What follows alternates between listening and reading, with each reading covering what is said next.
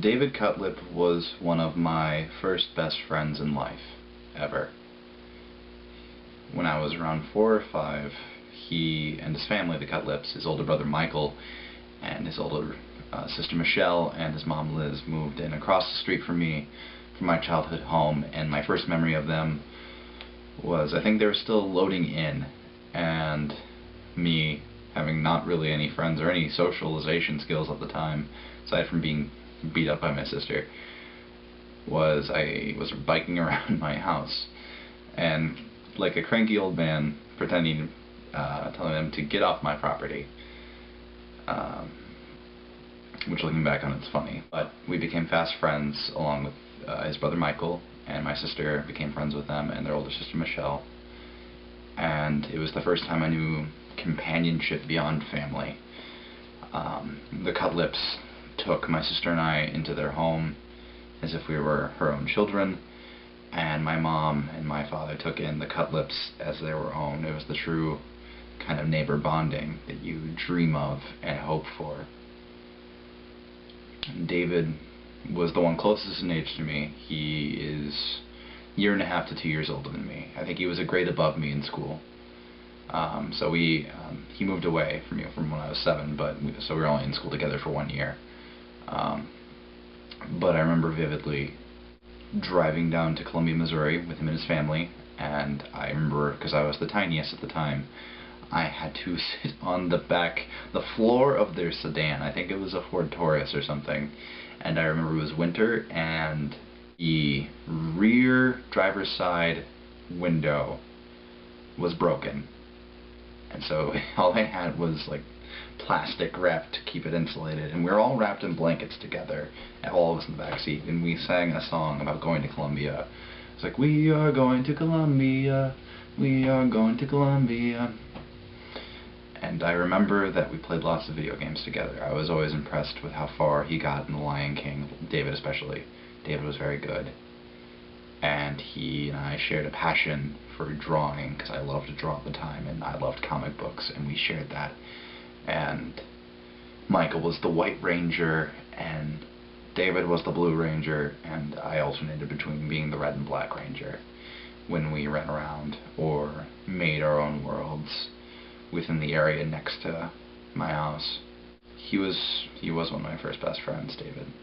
He moved away when I turned 7, and I remember I got sporadic notes and letters from him, and they'd always have drawings, and I always loved them because I was jealous of the detail that he could put into them, but I mean I loved him for it, because he would draw X-Wings and Luke Skywalker and all sorts of things, and send me these letters from Pennsylvania, because that's where he ended up going, somewhere in that area, and I loved them.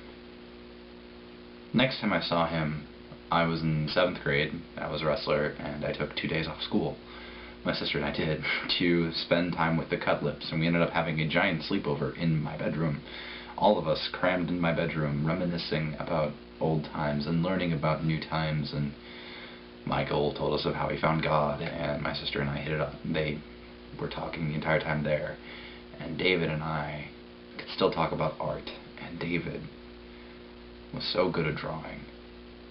He drew me like at the time I was kind of interested in graffiti, so he drew me a tag that I can't find anymore, and it was beautiful, and it had a skull coming out of like a Jack-in-the-Box, and it was absolutely detailed and gorgeous, and he drew it for me. He drew it for me, and I loved it, and I hated saying goodbye to them again, because it was awful. We had sporadic contact through the internet over the years, very touch and go. You know, people get busy, especially when they move away from each other.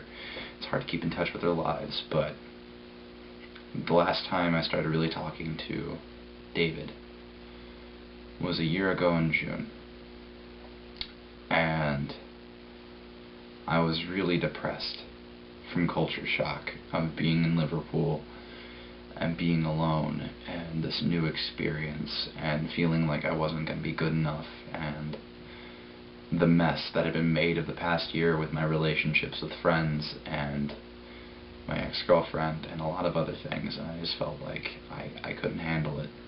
And I had recently added David on Facebook in that way that Facebook reconnects people, and we had a Facebook chat, and I want to read it, and I have to read it from my computer, unfortunately. The one thing I took from him and out of the chat, and I copied it because I needed the encouragement, and I read this verbatim. No matter what, you are an intellectually advanced young good-looking guy, parentheses, no homo, end parentheses, who has everything to gain and love in life. We'll all have our shitty times, but it's those that sculpt us. Trust me, I know. From David Cutlip. David had become a tattoo artist, and I think about it, and it's so fitting because he was so good with his hands and his work. I've seen photos, it's magnificent. And he has a daughter named Jillian Michelle, and she's beautiful.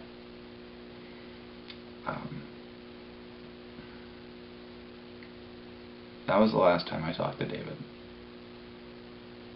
But that warmth will resonate with me forever. For those of you who don't know, David, I found out this weekend, is no longer with us. He was involved in a murder-suicide that he perpetrated, and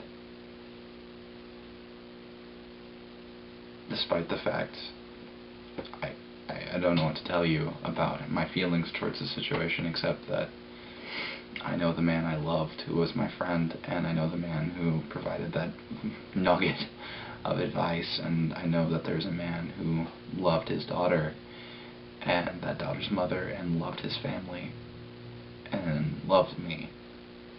And I don't know what happened to him, and it'll drive me crazy, because I never will know. And it will drive his brother crazy, and it will drive his mom crazy, who lost her daughter, Michelle, David's sister, years back. But David, at heart, I know was a good person, and a good man, and someone that, though no longer in the foreground of my life, except for the arrival of the news of this tragedy, will be something I carry with me for the rest of my life, because he was devoted to art and to beauty, and he had a canvas, and it was the human flesh, and he was very good at it. And he showed me the meaning of friendship, and like true friendship and brotherhood, when I was 6, and I wouldn't recognize it until later, and I usually give credit to other people for maybe deepening the relationship, but if I wouldn't have had him, I would have been a very awkward, more awkward than I already am, individual. Michael, I love you, and I'm sorry for your loss. Liz, I miss you, and I'm sorry for your loss, and I would do anything to help you, both of you. David, I miss you. I wish you wouldn't have left us. I don't know why you decided that felt you needed to go, but you didn't. I've been there, man, and it's not worth it. You had so much to live for, and I barely even know you anymore, but you showed faith in me, and I wish I would have had an opportunity to show faith in you. If you or someone you know is unhappy, please get them help. Any of you, this is to anyone watching, because life is too fragile, and it isn't worth taking yourself out of the picture. I promise you. That's all I have to say.